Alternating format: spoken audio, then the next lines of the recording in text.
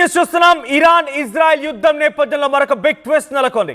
సుమారుగా ఇరాన్కి అనుకూలంగా ఇజ్రాయెల్కి వ్యతిరేకంగా సుమారుగా 21 దేశాలు ఏకమయ్యాయి.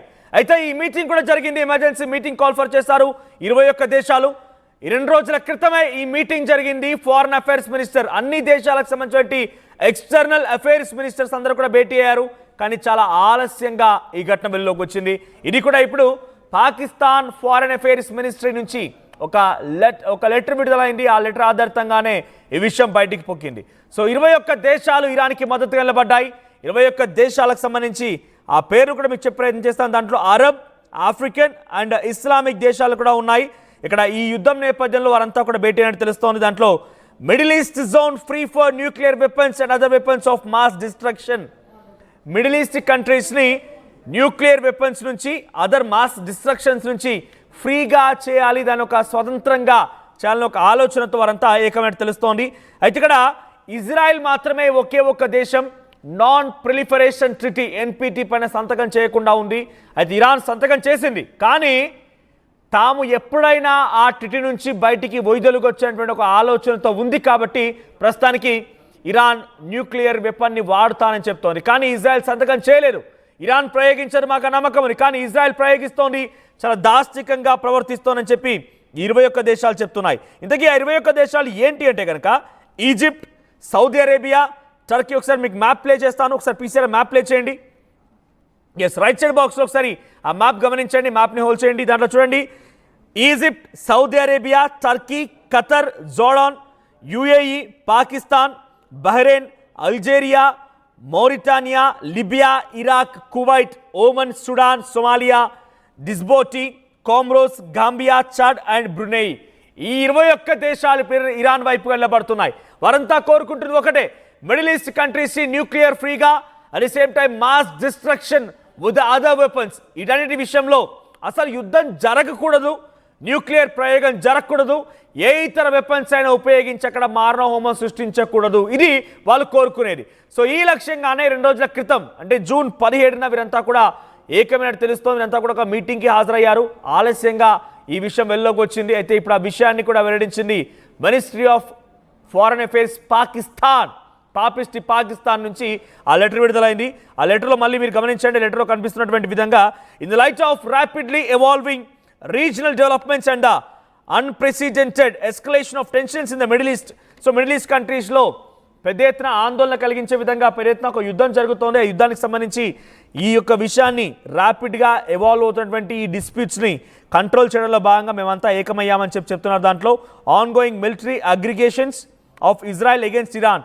ఇజ్రాయెల్ పెద్ద ఎత్తున దాష్టికంగా ప్రవర్తిస్తున్నటువంటి ఆ ఘటన పైన, ఇరాన్ పైన ఇజ్రాయెల్ మారణ హోమానికి సంబంధించిన అంశంలో మేమంతా ఏకమయ్యామని చెప్తూ ఆయా దేశాల పేర్లు ప్రస్తావించారు ఇక్కడ. సో మేమంతా కోరుకుంటుంది ఒకటే, 13th the republic of Iran since the 13th of June 2025. 13వ తేదీన మొదట ఈ దాడులు ప్రారంభమై ఇరాన్ సుమారుగా వారం రోజులు కావస్తోంది. అయితే ఆ దాడిని చాలా తీవ్రంగా ఖండిస్తున్నాము. ఎట్టి పరిస్థితుల్లో దాడిని మేము ఉపేక్షించడం లేదు, దాన్ని తీవ్రంగా ఖండిస్తున్నాము. మీరు ఇప్పటితో యుద్ధాన్ని ఆగకపోతే మేము ఇరాన్ వైపు నిలబడతామని చెప్తున్నారు. అయితే G7 దేశాలు ఎప్పుడైతే ఇజ్రాయెల్కి మద్దతుగా నిలబడ్డాయి, 2 రోజుల క్రితమే ఇది చాలా క్లియర్గా ప్రకటించారు. అంటే మొన్న జూన్ 17వ తేదీన G7 దేశాలని ఎస్ మేమంతా ఏకమయ్యాం, ఇరాన్ న్యూక్లియర్ వార్ని ప్రయోగిస్తానంటోంది కాబట్టి ఇజ్రాయెల్ వెంట నడుస్తామన్నటువంటి ఒక మాటని G7 దేశాలు చెప్పుకొచ్చాయి. అదే రోజున 21 దేశాలు ఏకమయ్యాయి. 21 దేశాల్లో ఆఫ్రికన్ నేషన్స్ ఉన్నాయి, ఇస్లామిక్ నేషన్స్ ఉన్నాయి, అరబ్ కంట్రీస్ ఉన్నాయి. వీరంతా ఏకమైపోయి ఇరాన్ వైపు నిలబడ్డారు. ఇరాన్ న్యూక్లియర్ వార్ని ప్రయోగించదు, ఎన్పిటిలో సైన్ చేసింది, ఇజ్రాయెలే సైన్ చేయలేదు. 13వ తేదీన ఆ దాడిని చాలా తీవ్రంగా ఖండిస్తూ ఉన్నాం. 13వ తేదీన సుమారుగా ఇరాన్ దగ్గర ఉన్నటువంటి చాలా కీలకమైన ఎయిర్ బేసెస్ని కుప్పకూల్చింది. సో టెహరాన్, నతన్జా, తబ్రిజ్, ఇషాఫహాన్ ఈ ప్రాంతాల్లో ఇరాన్లో ఇజ్రాయెల్ దాడి చేసిన క్రమంలోనే వాటన్నిటిని చాలా తీవ్రంగా కొట్టిపారేస్తున్నాం. ఈ దాడి చాలా తీవ్రంగా ఉంది, దీన్ని ఎట్టి పరిస్థితుల్లో ఉపేక్షించామని వారంతా మాట్లాడుతున్నారు.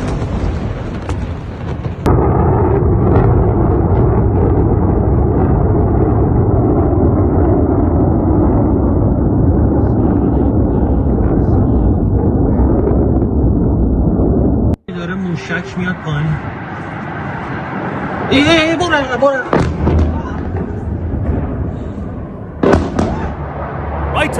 అయితే ఈ మొత్తానికి ఈజిప్షియన్ ఫారెన్ మినిస్టర్ బాదర్ అబ్దెల్టీ ఆయన మధ్యవర్తిత్వం వహించి 21 దేశాలను ఏకం చేసినట్టు తెలుస్తోంది. ఈజిప్టే ఈ 21 దేశాలు ఏకమవడం కోసం ప్రయత్నాలు కొనసాగించింది. దాంట్లో వాళ్ళు చెప్తున్న మాట ఒకటే, dangerous escalation of Israel military action against Iran. ఇది ఆగిపోవాలి. చాలా డేంజర్గా ఇజ్రాయెల్ మిలిటరీ ఇరాన్ పై దాడి చేస్తోంది. అక్కడ 10 మంది న్యూక్లియర్ సైంటిస్టుని హతమార్చింది. సుమారుగా 10ల సంఖ్యలో మిలిటరీ కమాండర్ని హతమార్చింది, ఆర్మీ చీఫ్ని హతమార్చింది, ఎయిర్ ఫోర్స్ చీఫ్ని హతమార్చింది. అయితే ఈ మారణ హోమాన్ని ఎస్కలేషన్ని ఇంకా కొనసాగిస్తోంది. ఎస్కలేషన్ అనే పదం ఇక్కడ దాన్ని ఏమంటారు, ఇంకా చాలా ఎక్కువగా చేస్తుంది అనడానికి ఎస్కలేషన్ అనే పదం వాడుతుంటారు. So escalation of dangerous Israeli military action against Iran, ఇది ఆగిపోవాలి, వాళ్ళు ఇదంతా కోరుకుంటున్నారు. సో ఈజిప్ట్ ఫారెన్ మినిస్ట్రీ దీన్ని లీడ్ చేసినట్టు తెలుస్తోంది. 21 దేశాలు మొత్తం కూడా ఏకమయ్యాయి. దాంట్లో మళ్ళీ మీకు పేర్లు చెప్తున్నాను, అక్కడ ఫ్లాగ్స్ కూడా కనబడుతున్నాయి ఆ దేశాలకు సంబంధించి. Egypt, Saudi Arabia, Turkey, Qatar, Jordan, UAE, Pakistan, Bahrain, Algeria, Mauritania, Libya, Iraq, Kuwait, Oman, Sudan, Somalia, Comoros, Gambia, Chad and Brunei. So ఇవన్నీ కూడా ఏకమయ్యాయి. వారంతా చెప్తుంది ఒకటే, Israel the ministries demand an immediate halt to Israelis hostilities. Israel వైపుగా వెళ్ళేటువంటి ఏదైనా కూడా వెంటనే నిలిపివేయాలని చెప్పి వారంతా కోరుకుంటున్నారు. ఆ మినిస్టర్స్ అందరూ, ఎక్స్టర్నల్ అఫేర్స్ మినిస్టర్స్ ఆయా దేశాలకు సంబంధించిన వారంతా కూడా ఒకటే డిమాండ్ చేస్తున్నారు. ఇజ్రాయెల్ హోస్టాలిటీస్, ఇజ్రాయెల్ శత్రుత్వాలను వెంటనే నిలిపివేయాలని డిమాండ్ చేశారు. మరియు ఉద్రిక్తతలను తగ్గించడం మరియు సమగ్ర కాల్పు విరమణ అవసరానికి నొక్కి చెప్పారు. మీరు వెంటనే మీ యుద్ధాన్ని, మీరు ప్రయోగించే మిసైల్స్ని, మీ యొక్క మారణ హోమాన్ని తగ్గించుకోవాలని చెప్పి ఇజ్రాయెల్కి ఆ 21 దేశాలు చాలా స్ట్రాంగ్గా వార్నింగ్ ఇచ్చాయి. The foreign minister statements emphasised the urgent necessity of establishing a middle east zone free for nuclear weapons and other weapons of mass destruction. వారంతా కలిసి ఏకడానికి ఒకటే ఒక లక్ష్యం, న్యూక్లియర్ వెపన్స్ని వినియోగించడం, మాస్ డిస్ట్రక్షన్, ఆయా దేశాలు చాలా భారీ నష్టాన్ని చవి చూడడం, ఏ ఇతర వెపన్స్ అయినా కూడా అటువంటిది జరగకూడదు. ఇక్కడ మిడిల్ ఈస్టర్న్ జోన్స్ మొత్తాన్ని కూడా మనం ఒక న్యూక్లియర్ ఫ్రీ దేశంగా, న్యూక్లియర్ ఫ్రీయే కాదు డిస్ట్రక్షన్ ఫ్రీ దేశాలుగా మనం చూడాలి. అందుకే ఈ రకం నిర్ణయం తీసుకోవాల్సిందిగా వారంతా చెప్పుకొచ్చారు.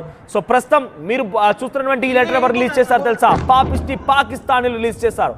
పాకిస్తాన్ కూడా 21 దేశాల్లో ఒక భాగస్వామిగా ఉంది. అంతేందుకు మీరు ఈ మధ్య ఇరాన్ ఇజ్రాయెల్ వార్లో ఫాతే అనేటువంటి మిసైల్ చూసారు కదా, అది ఇరాన్ అండ్ పాకిస్తాన్ కలిసి తయారు చేసినటువంటి మిసైల్ అది. సో ఫాతే మిసైల్ని అటు ఇరాన్ ఇజ్రాయెల్ పైన ప్రయోగించిన మిసైల్ 2 దేశాలు కూడా కలిసి ప్రయోగించాయి వాటిని. సో ఇప్పుడు ఈ విషయాన్ని 21 దేశాలు ఏకమయ్యాయనేటువంటి విషయాన్ని కూడా పాకిస్తానే ధృవీకరించింది. పాకిస్తానే తమ ఎక్స్టర్నల్ అఫైర్స్ మినిస్ట్రీ ద్వారా ఈ విషయాన్ని వెల్లడించింది. సో ప్రస్తుతానికి పాకిస్తాన్ ఈ విషయాన్ని వెల్లడించడంతో ఇది బహిర్గతమైంది. 2 రోజుల క్రితమే 21 దేశాలు కూడా భేటీ అయ్యాయి. ఇది చాలా క్లియర్గా చెప్తున్నారు, only viable means to reach sustainable agreement regarding the Iranian nuclear programme.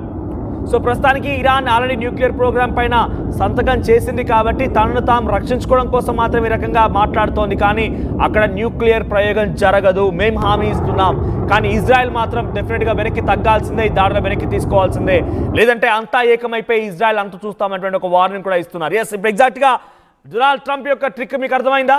Donald Trump ఏం చేస్తున్నా అర్థమైందా? ఈ Iran, Arab, African and Islamic nations అన్నీ కూడా ఏకమవుతున్నాయి కాబట్టి ఇజ్రాయెల్ భుజం పైన గన్ను పెట్టి వీళ్ళందరినీ కంట్రోల్లోకి తీసుకొచ్చుకోవాలని ఒక ఆలోచనతో డొనాల్డ్ ట్రంప్ ఉన్నారు. ఇక్కడ ఏ ఒక్కరు కూడా ట్రంప్ను లెక్క చేయరు. అవి చిన్న దేశాలైనా ట్రంప్ ఆకాశం అంతా ఎత్తున ఉండి వీళ్ళంతా భూభాగాన ఉన్నా కూడా కనీసం వీళ్ళు లెక్క చేయరు. సో కాబట్టి ఇప్పుడు ట్రంప్ వీళ్ళందరినీ కంట్రోల్లోకి తీసుకొచ్చుకోవాలని ఒక ఆలోచనతో ఉన్నారు. కాబట్టే ఇజ్రాయెల్కి మరింతగా సపోర్ట్ ఇచ్చి ఈ భుజం పైన అటువైపుగా అరబ్, ఆఫ్రికన్ అండ్ ఆ దేశాలపైన ఆయన ఒక రకంగా ఈ రకమైనటువంటి ఒక దాష్టికాన్ని ప్రయోగిస్తుందని ఒక చర్చ కూడా ఇంటర్నేషనల్ లెవెల్లో జరుగుతోంది. కానీ ప్రస్తుతానికి దాన్ని మనం ధృవీకరించలేం, దాన్ని మనం తప్పకుండా ఇది జరుగుతుంది ఇదే అని మనం మాత్రం చెప్పలేం. కానీ డెఫినెట్గా ఈ 21 దేశాల ఏకమైనటువంటి విషయాన్ని తలుచుకుంటేనే, ఇస్లామిక్ అండ్ అరబ్ సంబంధించిన దేశాలు మొత్తం ఏకవడం తలుచుకుంటేనే రేపటి రోజున నిజంగా అమెరికా కనుక ప్రత్యక్ష యుద్ధంలోకి దిగితే పరిస్థితి ఏంటో అనేది మాత్రం కనీసం మనం ఊహించలేము. సో ప్రస్తుతం మీరు చూస్తున్నటువంటి ఈ 21 దేశాలు మొత్తం కూడా ఇరాన్ వైపు నిలబడ్డాయి. ఇజ్రాయెల్ కనుక తమ దాడులని ఆపకపోతే మేమంతా ఇరాన్ వైపు నుంచి నిలబడి మేము కూడా మీ ప్రతి దాడి చేస్తామనే ఒక హెచ్చరికని ఇజ్రాయెల్ పైన చూపించే ప్రయత్నం చేశాయి. So 191 countries are part of the NPT. The NPT is a global treaty non proliferation treaty అనేది చాలా గ్లోబల్ లెవెల్లో ఉంది. To prevent the spread of nuclear weapons, it calls on countries to work towards nuclear disarmament and cooperate for peaceful use of nuclear energy.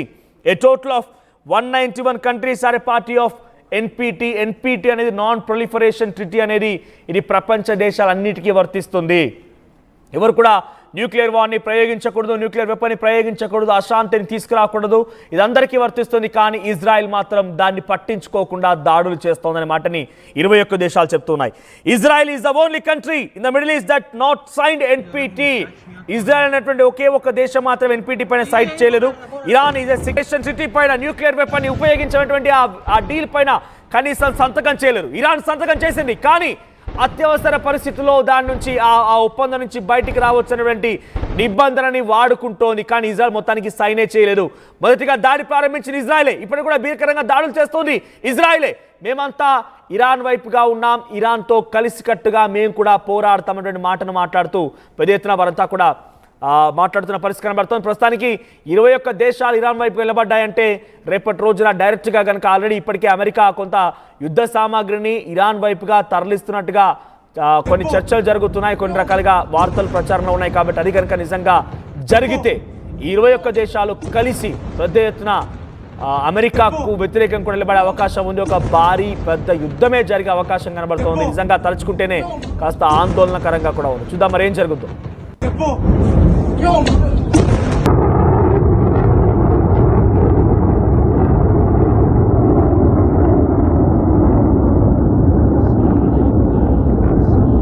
داره موشک میاد پایین.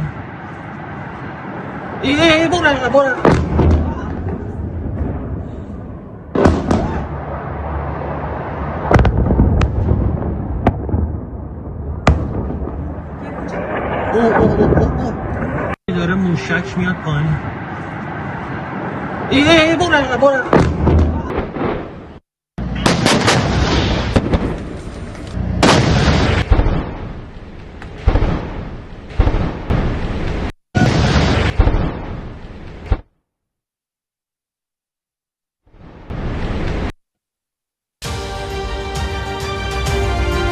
Fast track your career with programs tailor-made for the industry. KLH Global Business School. తెలుగులో news కి fastest app ఇప్పుడు totally new అవతార్లో just 5 seconds లో complete news, social మీడియాలో trends కి one stop solution, live TV app, voice search option తో ఇప్పుడే download చేయండి లేదా అప్డేట్ అయిపోండి. యాప్ లింక్ డిస్క్రిప్షన్ లో ఉంది.